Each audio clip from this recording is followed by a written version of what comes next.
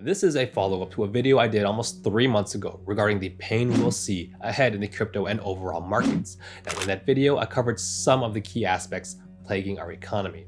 On one hand, the general public seems to be starting to grasp the severity of the situation. I saw a lot of new Twitter accountants out there. But on the other hand, there's clearly still some misconceptions of the catalysts that will impact us and the economy. This will be my final warning until something major changes. Now, I'll fill in the gaps here, giving you the bad news people are not talking about and showing you how the good news really isn't that good. Let's get into it.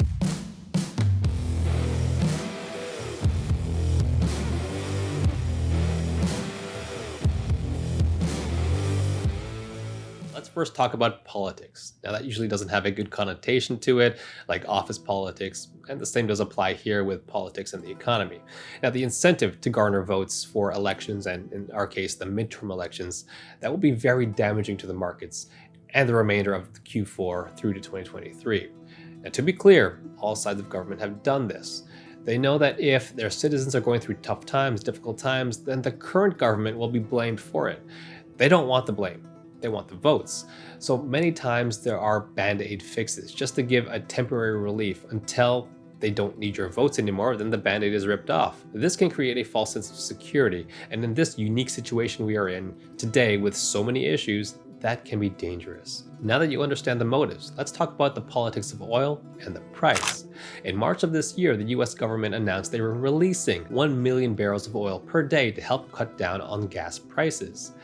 Even the White House said this was an unprecedented amount of oil released from its reserves. Today, I'm authorizing the release of 1 million barrels per day for the next 6 months, over 180 million barrels from the Strategic Petroleum Reserve. And it is by far the largest release of our national reserve in our history. It will provide a historic amount of supply for a historic amount of time, a 6-month bridge to the fall.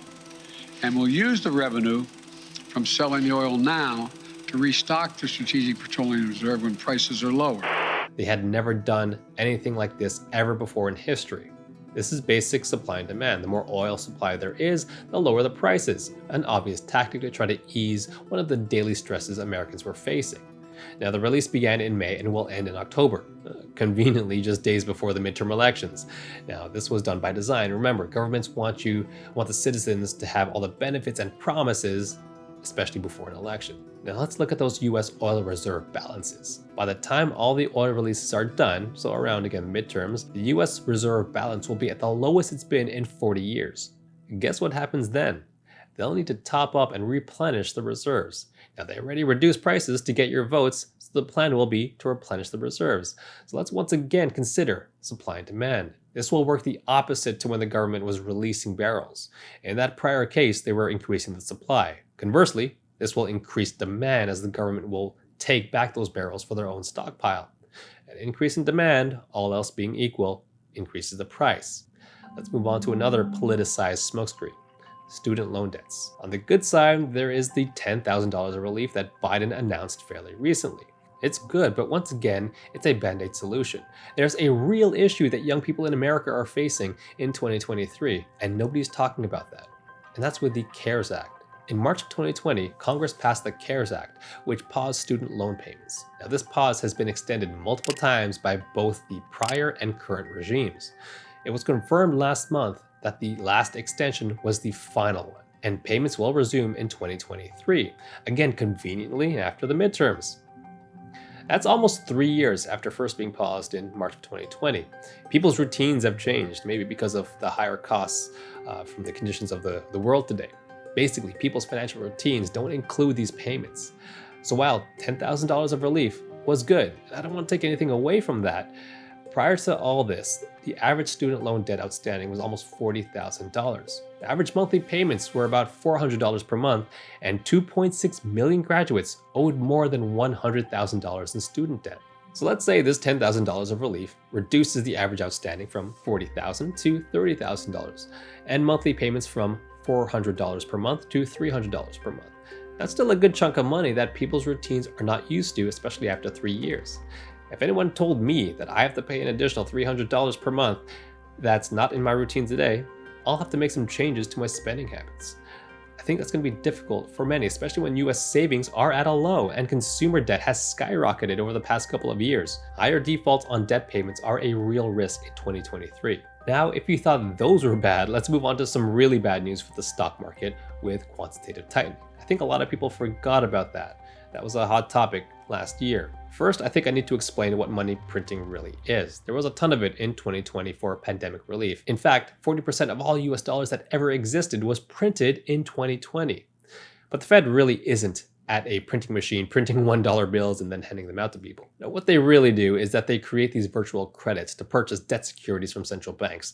These banks then use these virtual credits as if they're real dollars. So this results in the Fed having a bunch of debt securities on its balance sheet, and the economy gets hit with an inflation bubble because of all the new money in the markets.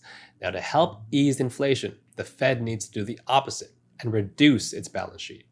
Now, they announced a plan for this. Starting in June, they were to reduce a total of $47.5 billion from their balance sheet, and then ramp that up in September, this month, to a total of $95 billion per month. So let's see what they've done here. Here's the Fed security holdings. On June 18th, they actually printed $10.8 billion and another $1.2 billion the following week. But okay, they reduced $19.5 billion here and $20.7 billion, followed by a few weeks of more printing. And this back and forth continues to the latest summary in September, where they printed $5.5 billion. So none of these weeks came close to their goals of a reduction of $47.5 billion or $95 billion. As you see, many weeks they went the opposite way. They actually printed instead of tightened. So let's listen to Jerome Powell for a second to explain what's happening here. I would say the plan is broadly on track. It's a little bit slow to get going because some of these trades don't settle until for a bit of time, but it'll be picking up steam. The process of getting back down to the new equilibrium will take a while, and that time, it's hard to be precise, but the model would suggest that it could be between 2.5 years, that kind of thing. And this is a much faster pace than the last time. Balance sheet's much bigger than it was, but we looked at this carefully and we thought that this was a sensible pace, and we have no reason to think it's not. So he's acknowledged they started slow, but he still plans on wrapping up this month. Tightening will last 2 to 2.5 years, and if their goal is to be met, they're going to have to tighten even more aggressively than scheduled to catch up for the lost progress. This means that the stock market has yet to see the true impacts of quantitative tightening, and when it does, it'll be very aggressive quantitative tightening. When you combine this with everything else that I've said, that explains why I'm not buying anything right now. Despite all this and all the other issues I've mentioned before, the mainstream media and governments hang on to the little pieces of good information, which in my opinion really aren't that good at all. The biggest thing they focus on are the unemployment numbers. Those unemployment numbers look good on the surface, but there are so many ways that number is manipulated. They exclude workers who drop out because they don't think they're going to find a job, and they count individuals who have part-time jobs but they really need full-time employment. They count those people as fully employed. The real wages chart to me is more reflective of what the employment situation is. But we received more good news. In August, the economy created 315,000 new jobs. The great American jobs machine continues its comeback. American workers are back to work, earning more, manufacturing more, building an economy from the bottom up and the middle out. now that's very misleading. Even with anecdotal evidence, I never believed that the employment data was a good sign of where the economy is. If you work for any big company, just talk to your HR lead. You'll see that there's this pandemic hiring hangover in HR. There's disincentive to let go of the current staff because it's so hard to hire people these days. For every one vacancy, there is 0.4% people available to fill that due to the low participation rates. HR feels that. The way I view that is it's like a dam ready to burst. All it takes is some companies to go through more rounds of layoffs, and that vacancy availability ratio of 1 to 0.4, once it shifts to 1 to 1 or close to it, that disincentive to fire people will turn to neutral and maybe even to incentive to fire people. That's just my hot take. In any case, the employment numbers are misleading and highly manipulated. It's the same manipulation that I mentioned with how the inflation numbers are manipulated. If you want more info on that, I'll link the video down below. But in summary, if we use the calculation from 1982, we're actually at around 16% inflation, which is maybe the worst in recorded history. but the calculation was altered to make them look good and to save trillions on social security payments. So the good news really isn't that good. Now let's look at the timeline of the actions to come. The picture doesn't really get much better. We need to pay attention to the upcoming FOMC meetings. There's one next week, and then one in November, and then mid-December. There's for sure going to be a rate hike announcement in September next week, maybe November and December, depending on what the CPI and PCE data shows.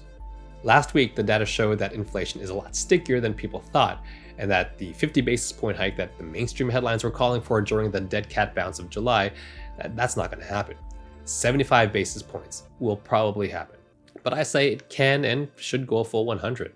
I don't think they will. And the market has baked in that 75 basis points, which will bring the Fed funds rate to 3.25%. And that's important because the Fed funds rate influences the prime rate and therefore the mortgage rates. Now here's an example to put in perspective. This year, the average American home with a 30-year mortgage costs about $400 more per month than if you had bought it last year because of the increase in rates so far. To put that in perspective, the Fed funds rate last year was 0.25 and is now at 2.5%. And that's definitely going to go up after next week's FOMC meeting, plus maybe more towards the end of the year and through to 2023. Some say we'll get to a 4% Fed funds rate, and there are even some calculations such as the Taylor rule that says we need to hit 9.6% by the end of the year, which I don't think that happens. But the fact remains, as long as inflation remains high and as long as it remains sticky, those rates are going up. Let's put this in perspective. Let's say you have student loans, and in January of next year, you have to start paying that back at $300 per month. And let's also say you have to renew your mortgage. Let's top that up by another $200 or so. That's $500 extra per month. A lot of people will be screwed. So hold on to your jobs. Now is not the time to be quiet quitting or whatever the heck that is. We need to seek safety. And that's why I've said many times, crypto and NFTs are risky assets. At least that's what the public perception is of them. So they probably won't do so well as we go through this tough time.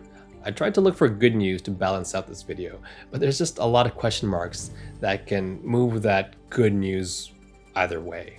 In terms of world events, the ending of the war in Ukraine would be a massive positive. Putin did say yesterday that he will do everything to end the war in Ukraine as soon as possible. Now, if he means that by peaceful means, that'd be great. That would resolve a huge energy crisis that the world and Europe is facing. But he also could have been referring to nuclear missiles, so I have no idea here. China is facing a housing crisis, which is pretty severe. Combine that with drought and their zero COVID policy, their supply chains are hurting themselves and the rest of the world. Energy costs generally have gone down since its peak, but we also have higher food and housing offsetting those, hence the sticky inflation numbers. Housing in particular should continue to keep inflation numbers high as interest rates increase the cost of purchasing a house, creating more demand for renters, causing the rental market to go up as well. Energy requirements in the winter generally go up for heating, so that can go up as well.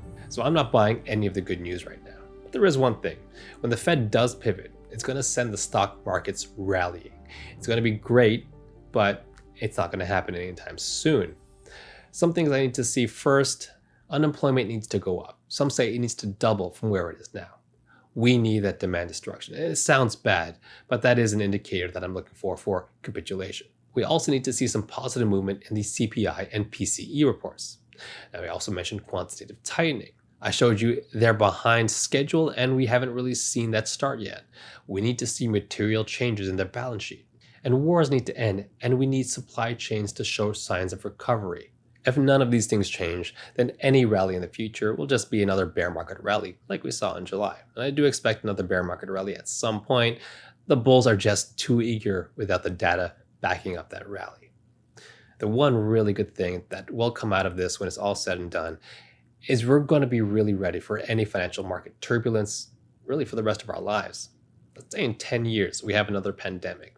Hey, we dealt with that on top of so many other things that we're dealing with right now, like with war, inflation, and so forth. It's really a unique time with elements of issues that on their own caused major market downturns in the past. Now, this difficult time will give us a fairly harsh but very good lesson of what to do when we face financial turbulence in the future. So hang in there. Thanks so much for watching. Please consider liking, subscribing, and following. And I'll see you in the next video.